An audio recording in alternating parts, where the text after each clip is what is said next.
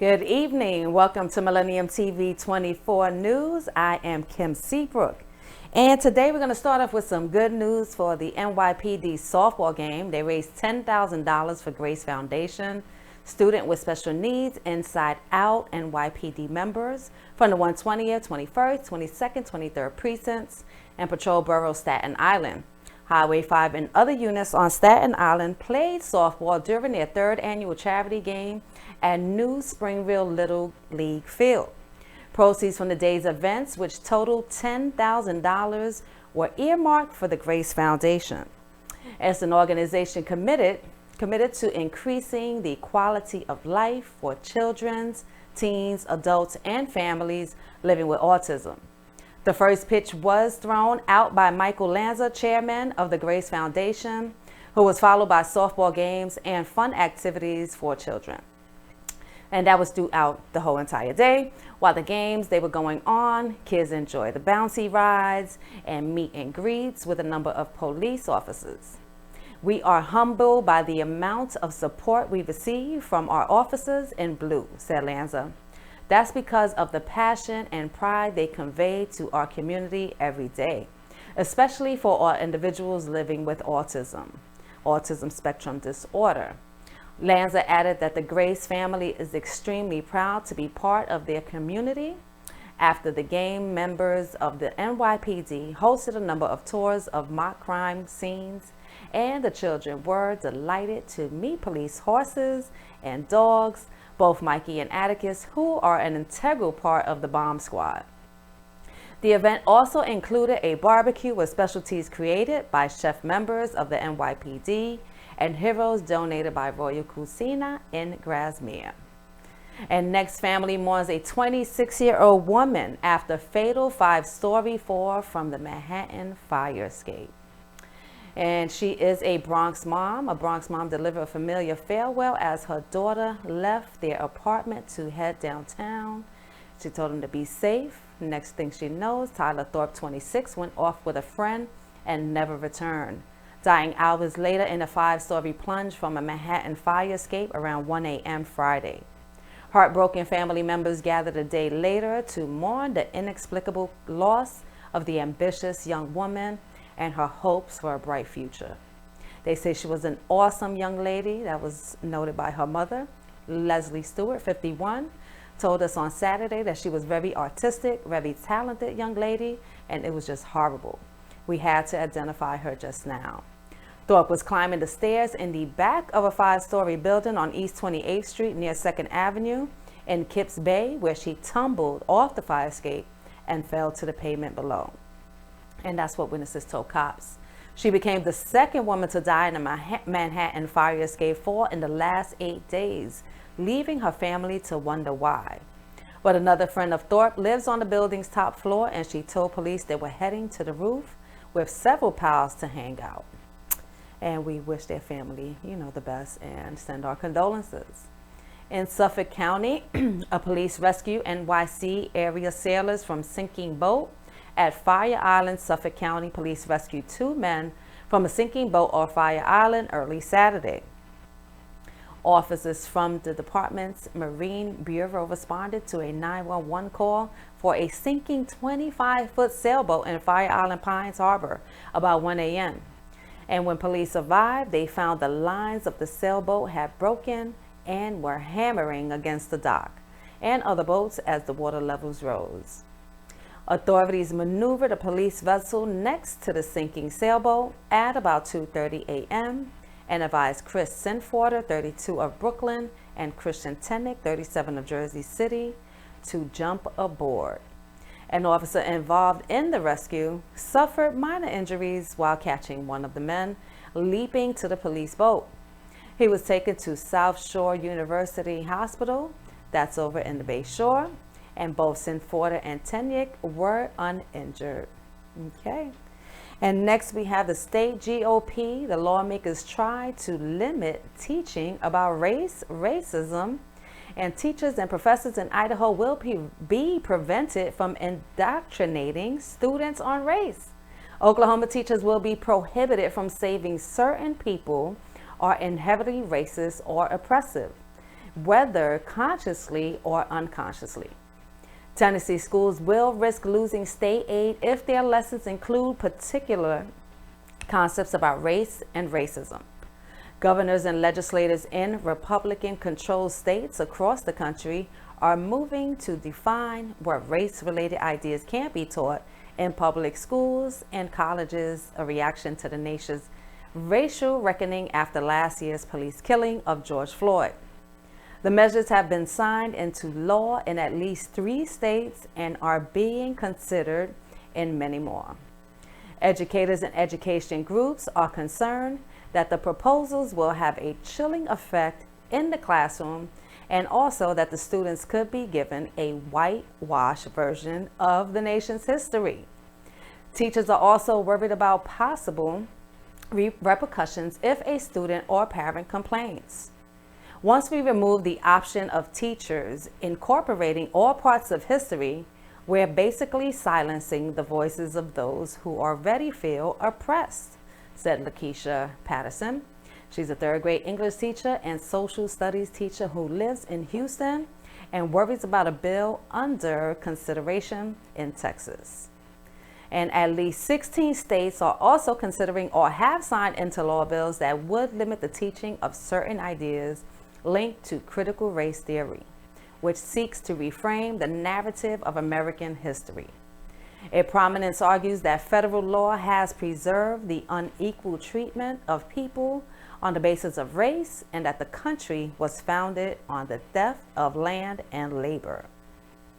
Those states include Arizona, Arkansas, Idaho, Iowa, Louisiana, Mississippi, Missouri, New Hampshire, North Carolina, Ohio, Oklahoma, Rhode Island, South Carolina, Tennessee, Texas, and West Virginia. Very interesting. They are talking about not allowing people to talk about racism, but meanwhile we were taught our whole lives that about slavery. So why can't we just be honest about what's going on in the country without any repercussions? Well, let's see what's going on next in news. 2 dead, over 20 injured in banquet hall shooting. 2 people died and an estimate 20 to 25 people were injured in a shooting outside a banquet hall in South Florida. The gunfire erupted early Sunday at the E.I. Mueller Banquet Hall in northwest Miami-Dade County, and that's near the Hialeah, police told news outlets. The banquet hall had been rented out for a concert. 3 people got out of an SUV and opened fire on the crowd outside. Police Director Alfredo Freddy Ramirez III said authorities believe the shooting was targeted. These are cold-blooded murderers that shot indiscriminately into a crowd, and we will seek justice, Ramirez said in a tweet. 2 people died at the scene, and as many as 25 people went to various hospitals for treatment. No arrests were immediately announced.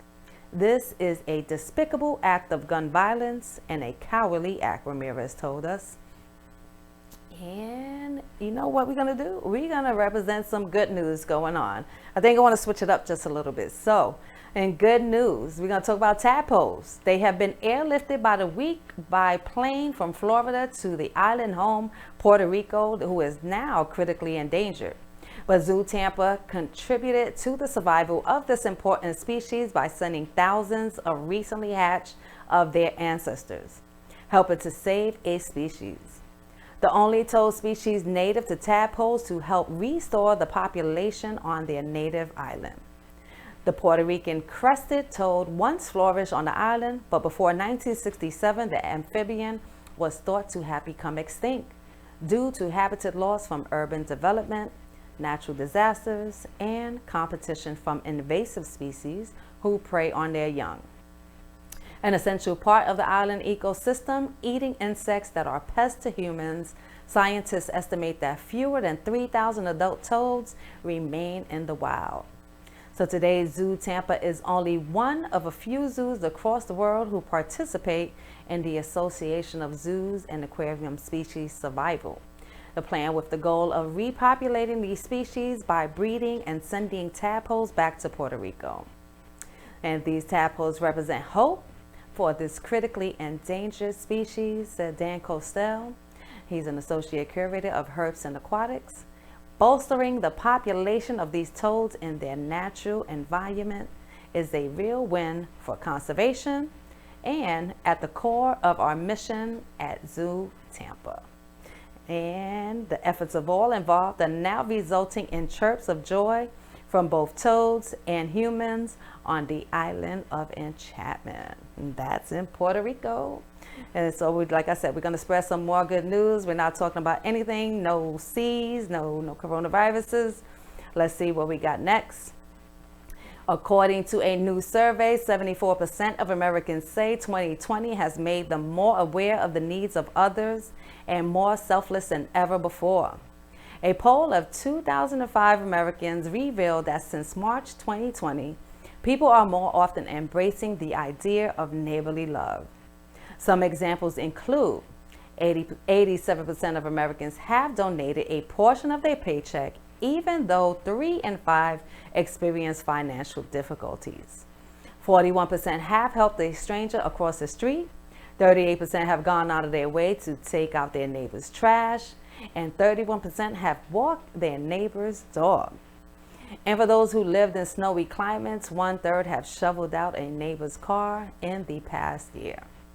So in general, 72% said that they found themselves caring about the health and well-being of others significantly more in the past year. The survey also says, and is conducted by OnePoll in conjunction with the Ease of Hope, the charitable arm of VSP Global, aimed to discover how people are dealing with the impacts of the pandemic. And quote, "It's been incredibly meaningful to see how the challenges of the last year have caused us to actually care even more for each other," stated Pat McNeil. She's a spokesperson of VSP Eyes of Hope. The study validates what we've been hearing from our employees and charitable partners. People are definitely looking to better the lives of others and themselves, their communities, because they envision a greater purpose after such a devastating year. And ultimately, while 2020 has been a difficult year for many, it's heartening to hear that the experience has made a large majority a better person overall. Now, that's some good news to hear, and I can definitely relate as the COVID. It just makes you a better person. It makes you seek and look deeper into yourselves and not being selfish and helping others. What else do we have? A good deed takes flight as a man buys someone a ticket desperately to get home. So in this story, a couple was waiting in a ticket line. The husband overheard a man at the counter trying to get a ticket to Las Vegas. He was having trouble, right? He only had $150 and that wasn't enough. The ticketing agent was pretty unhelpful and told him he needed to go online and look for other options. The man kept trying to explain his situation to her, but wasn't getting anywhere. His English language abilities were limited, so it was difficult for him to really communicate. He was becoming increasingly frustrated, and she was becoming increasingly indifferent. After he finally desperately turned away from the counter, the wife's colleagues, Fernando, went up to the man and asked what was up. He speaks Spanish, so he was able to understand his story. The man had lost his job here in San Francisco area, had no place to live, and only $150 in his pocket. His family was living in Las Vegas and was trying to get there. So he was told he could get a ticket for $150, but Fernando, that he couldn't read, didn't have a computer, and didn't know how to access the internet from the airport, let alone navigate how to purchase a low-fare ticket. So Fernando believed him and wanted to help him. They walked back to the counter. Fernando purchased a $300 ticket to Las Vegas for the man. He didn't ask for anything and trusted that the guy's story was true. He followed his heart because he wanted to help him. And most importantly, he did. So made this incredibly kind gesture from a stranger who paid attention and cared enough to listen to this man's story and take some action. Be a turning point for him to get back on track. It was a good Samaritan helping another who was down on their luck, and most likely an immigrant, most definitely a human being. So he might have some safety, better his life, and be with his family. Not only that, a month later, Fernando's wife was going through the credit card statement and she saw the charges and asked her husband, "Wasn't that ticket $240? Why is the bill $330?" And Fernando sheepishly replied, "I upgraded him." Now that's some good news for you. But we're going to take a break. My name is Kim Seabrook. We are on Millennium TV 24. We'll be right back. Millennium TV, bridging communities worldwide. We broadcast diverse international content from Europe, Asia, Africa, and now right here in the USA. Watch us via Roku on your smart TV. Submit your own content to 1530entertainmentllc@gmail.com. Download the Millennium TV app from the App Store to stream our shows anywhere, anytime. Millennium TV.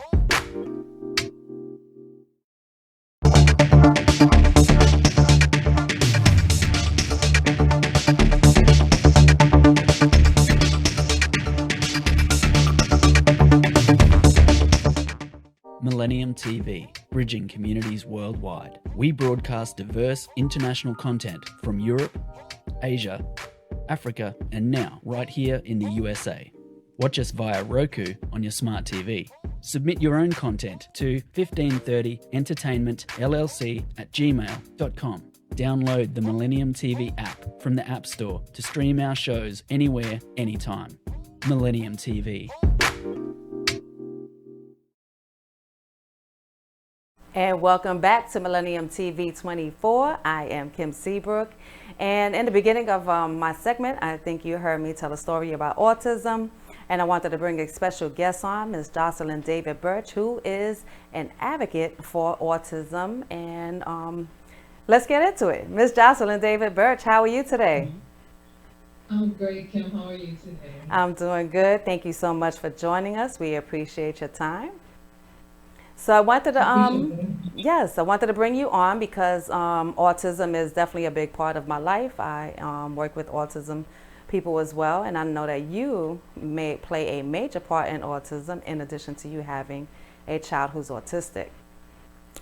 With that being said, you had made some major changes in New York City Board of Ed with autism and their programs.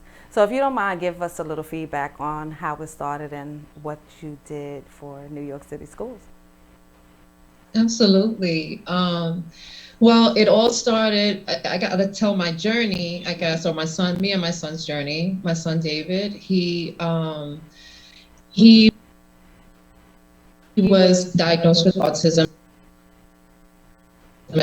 When he started getting services for autism, he was in the process of aging out of early intervention, and he was about to enter into preschool special education with Board of Education.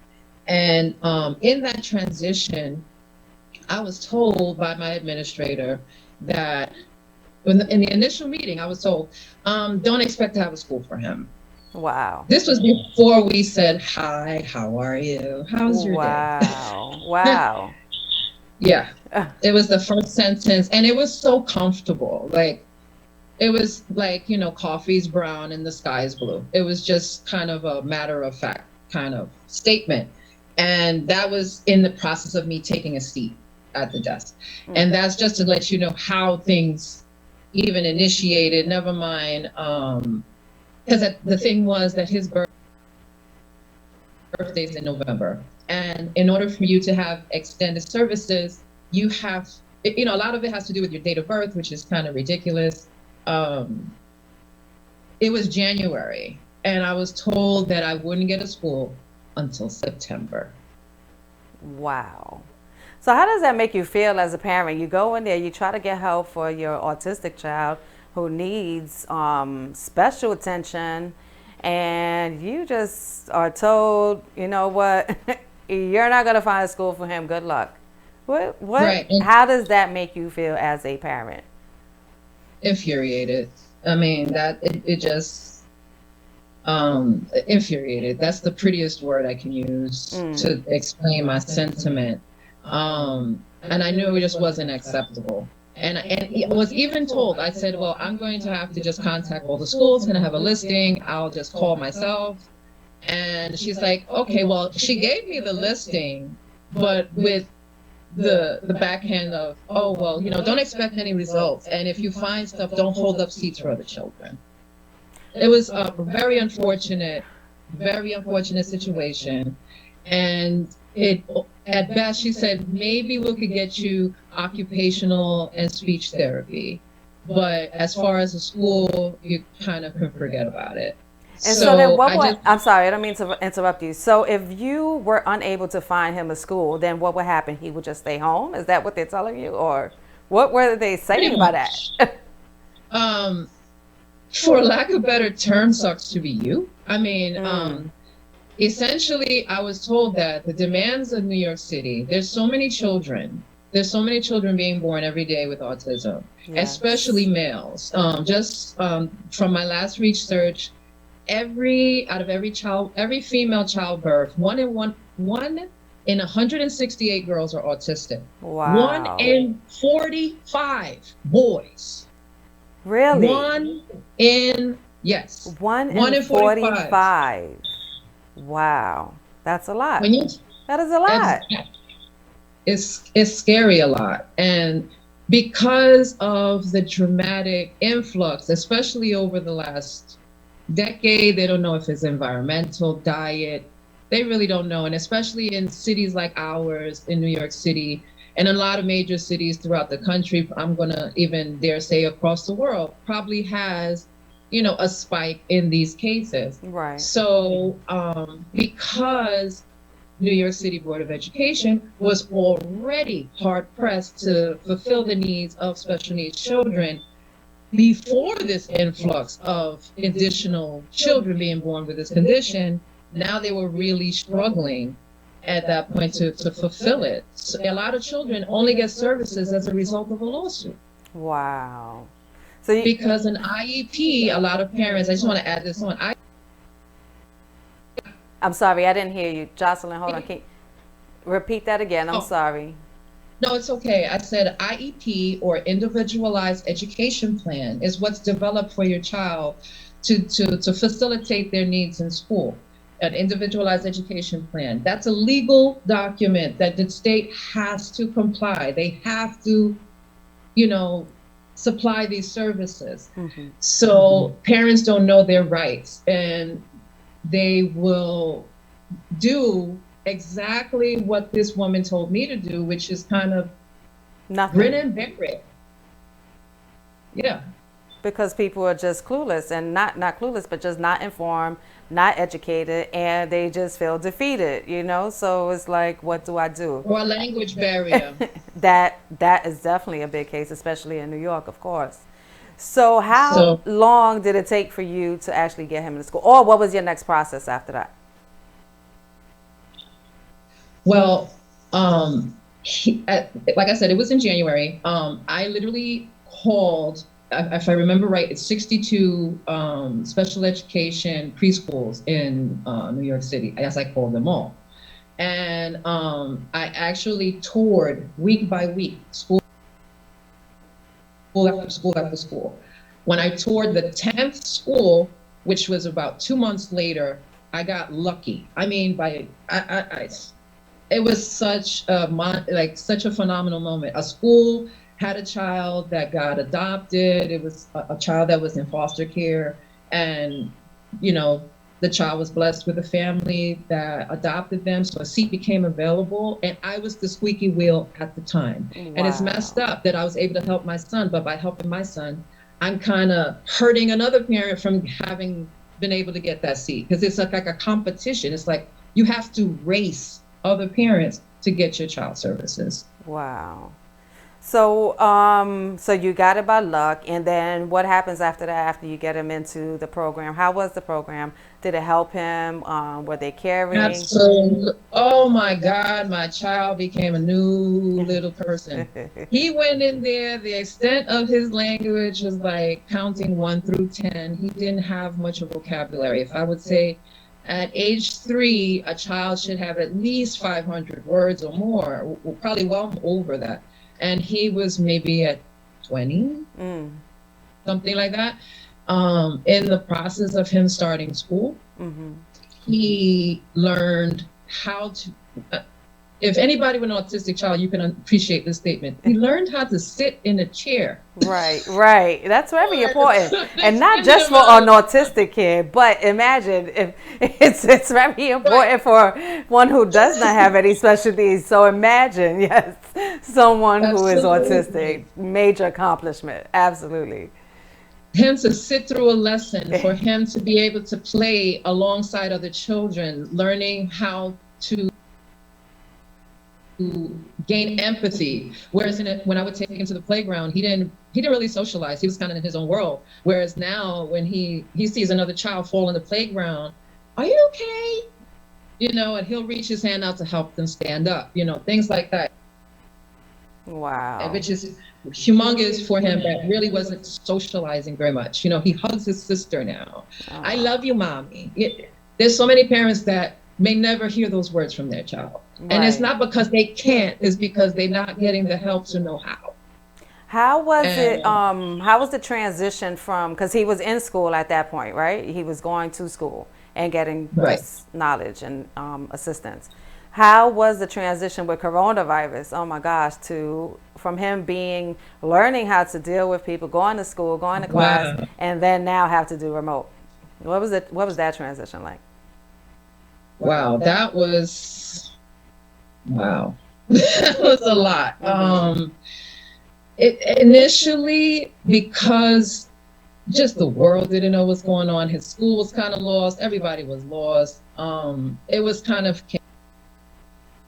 chaotic. I did see some regression at first, as far as him behaviorally speaking. Even though I did get him online services at the time, it's not the same, especially for a child with special needs that really needs to learn socialization. It's hard to socialize on a screen, It's hard to make that connection. It's hard to keep their attention, especially occupational therapy, which is hands-on, learning how to manipulate certain things, and me trying to do it with him while they're trying to instruct on the screen. It was very challenging, although he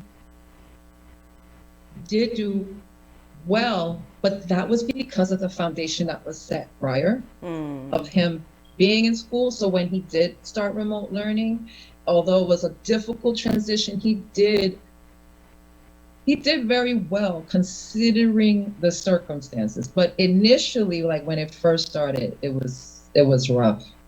But even I just to backstep a little bit, I had to and I encourage any parent out there who may be going through anything like this, please go testify. City Hall, there's constantly meetings every year through the Committee on Special Education. Okay. You have a right, you can testify in City Hall, use your voice. I use my voice along with other mothers. And we actually help open up 500 additional special education seats in the city. So Wow. they denied my son, then they ended up having to give 500. I And they're know going to have that's to give a lot more. Well, Jocelyn, David Birch, I am so sorry, but time has just flew by because this is such an important Wow. topic. I know. I will bring you back again and we could, elaborate some more on David's growth and anything else that you're doing for the community and autism.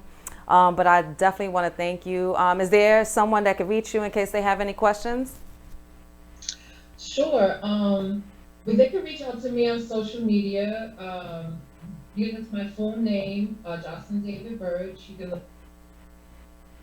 look me up, inbox me, I'm always open. And anyone who really needs direct, immediate help, please reach out to Advocates for Children. They will help you immensely. The whole process, making sure your IEP is okay, making sure you get your services. If you're not, they make sure you get the legal help so that you can fight for those services. Your child has the right. This isn't a want, it's a need, and it's a right.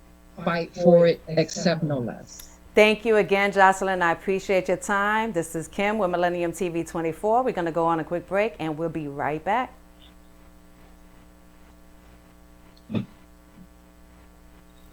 Millennium TV, bridging communities worldwide. We broadcast diverse international content from Europe, Asia, Africa, and now right here in the USA. Watch us via Roku on your smart TV.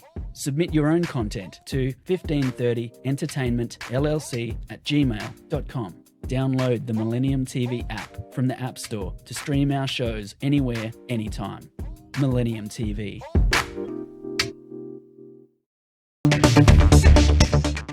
Millennium TV, bridging communities worldwide. We broadcast diverse international content from Europe, Asia, Africa, and now right here in the USA. Watch us via Roku on your smart TV. Submit your own content to 1530entertainmentllc@gmail.com. Download the Millennium TV app from the App Store to stream our shows anywhere, anytime. Millennium TV.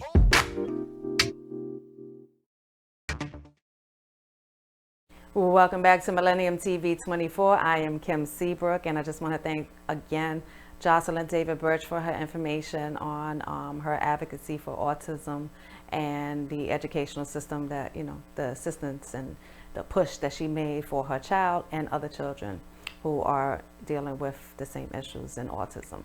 So as I mentioned earlier, we're just going to continue with good news for the rest of this segment. That's what I'm feeling. I'm feeling good on this sunny, rainy evening. And talking about autism, instead of dirty looks, a stranger laid on the ground to help calm a kid with autism. So heroic deeds come in all shapes and sizes. Some of them require bravery in the face of danger. Others result from a simple random act of compassion. Natalie Fernando was taking her 5-year-old autistic son Rudy, affectionately known as Rue, for a seaside walk when the little boy spiraled into a meltdown. My son loves to walk, but he hates to turn around and walk back. We usually try to walk in a circle to avoid this, but on his favorite walk with the boats, we had no choice but to turn back. This will often lead into a meltdown, one which I can normally handle, but on the back of 2 weeks out of school, today was too much for him and me, Fernando explained. And she also stated that the promenade at Southend-on-Sea is a popular strolling spot in Essex, England, knowing she and Rudy were drawing attention and that her son's outburst might go on for an hour. Fernando was apologetic, but she soon found herself subjected to the reproachful stares and comments of passerbys. That's when a total stranger named Ian stopped to ask if she was okay. When Fernando explained what was going on as if it was the most natural thing in the world to do, he laid down on the ground close to Rudy and engaged him in conversation. I wish there was more of this man around, and I am beyond thankful, Fernando said. I will not forget his kindness. Thanks to Ian from Southend Seafront, you truly are a kind man. In addition to her gratitude, Fernando hopes Ian's unselfish behavior might inspire others to look deeper before making social judgments themselves. Now, that's a good story. Sometimes when we see people with disabilities, we don't understand that they have a disability, or we see people doing strange things and not understanding that there is a deeper root. So I would advise people, as he did, to just take a deeper look, take your time, be patient, and definitely do not be judgmental. Next, Jaden Smith to open a vegan restaurant where homeless people can eat for free. He's paying it forward as something that in Jaden Smith's genes. He played an instrumental role in the Just Water campaign, helping provide clean drinking water to the residents of Flint, Michigan. Then, to commemorate his 21st birthday 2 years ago, the rapper-actor launched the I Love You restaurant, which is a vegan food truck initiative to combat food insecurity for Los Angeles homeless. Our mission is to spread love to communities experiencing food and/or housing insecurity by offering water, along with fresh, high-quality, and delicious sustainable meal options. And Smith's vegan meals found their way to 8,000 of LA Skid Row residents. Eventually, I Love You's efforts were expanded to serve at-risk residents in Harlem, New York City. And they were not actually able to get our food truck down to Skid Row and physically hand it out to people for obvious reasons. You're thinking about everything happening with COVID-19 and people having to stay at home and all this stuff.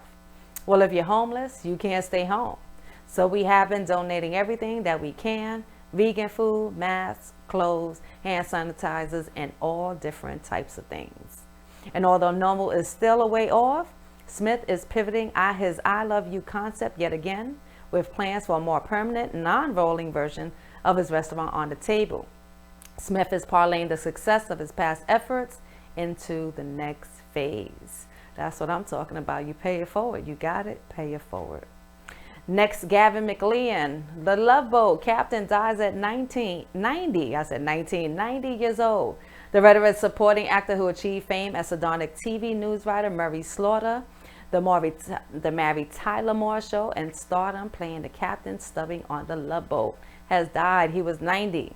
McLean died early Saturday at his home in Palm Desert, California, and his stepdaughter attributed and also misses him, saying that he has been very well until recently. He had one of the most amazing run blasts of his life for anybody that I know, and he enjoyed every minute of it.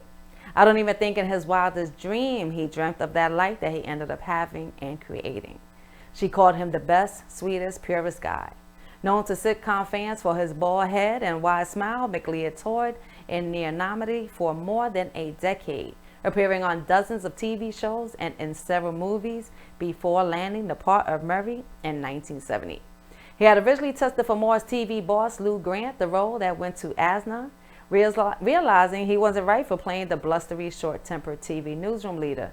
McLean asked if he could try instead for the wisecracking TV news writer. His jokes often at the expense of the dim-witted anchorman Ted Baxter.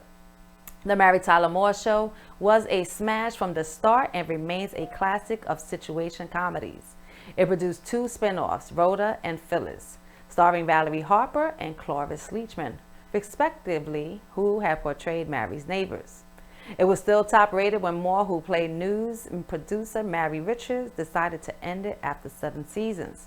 McLean moved on to The Love Boat, a romantic comedy in which guest stars ranging from Gene Kelly to Janet Jackson will come aboard for a cruise and fall in love with one another. Although scorned by critics, the series proved immensely popular, lasting 11 seasons and spinning off several TV movies, including 2 in which McLean remained at the cruise ship's helm. It also resulted in his being hired a TV pitchman for Princess Cruise Lines. Besides his wife, McLean's survivors include his children, 3 stepchildren, 10 grandchildren, and his first great-grandchild, who just arrived in December. The Love Boat, I don't know how people could talk bad about The Love Boat. The Love Boat was awesome. I remember watching it. And that is still good news because the man lived until 90 years of age. That is a true blessing. So next in sports, we have Mitchell, who scored 10 of his 29 points in the 4th quarter, and the top-seeded Utah Jazz beat Memphis Grizzlies in 121-111 on Saturday, taking a 2.1 lead in the round playoff series. Conley and Memphis, where he started his career, matched his regular season and playoff career highs with 7 3-pointers and finished with 27 points. Next, Rudy Gobert had 15 points and 14 rebounds. And Jordan added 15, and Royce O'Neal had 12. Game 4 is Monday night in Memphis. George Mont led Memphis with 28 points. Dylan Brooks had 27 before fouling out. Grayson Allen added 17 from the bench. Kyle Anderson had 11 points and 13 rebounds. And Jonas had 10 points and 13 rebounds. And next in community news, our brother, Tone Trump, he's going to be actually in the Bronx, New York, speaking at a rally for Palestine. Now, if you notice, there's been a lot going on with Palestine, so he is going to be out here supporting the Muslims Monday, May 31st at 5:30 p.m. at Little Yemen, which is on the corner of White Plains Road and Rhinelander Avenue. You definitely don't want to miss this. This man does so much for the Muslim community, and it's nice to see him come all the way from Philadelphia to help reach and teach our community on what's taking place in Palestine. And next, but definitely not least, what do we have going on in community news? We have also on Monday, the NYC Comptroller Forum will be held from 6 to 8 p.m. For those who are unaware, the New York City Comptroller is responsible for how the city manages and invest in their money. So it's very important that we as people go to these forums to hear the candidates speak about how their plans are for the city's money and how they're going to use them, because at the end of the day, the city's money is your money. So this forum will be held at the House of Justice. That's at 106 West 145th Street in Harlem. Make sure you go there, be a part of the community, see what's going on, how they are spending your money. And again, don't forget the Tone Trump will be in the Bronx as well, spreading love and information on what's going on in Palestine at the Bronx Valley. This is Kim Seabrook. I am with Millennium TV 24. It's been a pleasure having you today, and we look forward to seeing you next time. Thank you so much.